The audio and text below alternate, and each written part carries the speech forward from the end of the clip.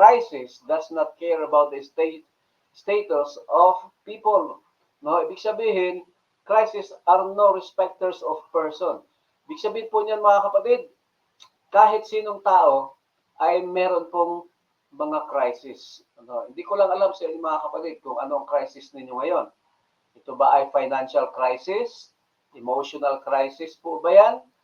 Or sabihin po natin health? Crisis mga kapatid? Or spiritual?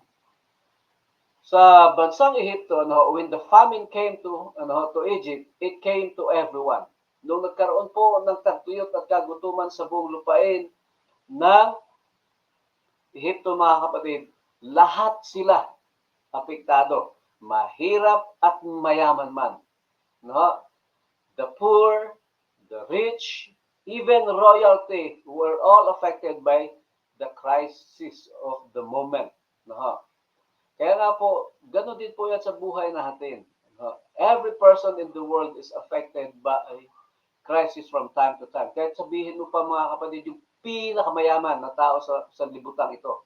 Dito sa lupang ito sino-sino po bang mga kilala ninyong mga pinakamayayaman na Pero kahit yung mga yan, meron din po mga crisis na dumarating sa kanilang buhay. So,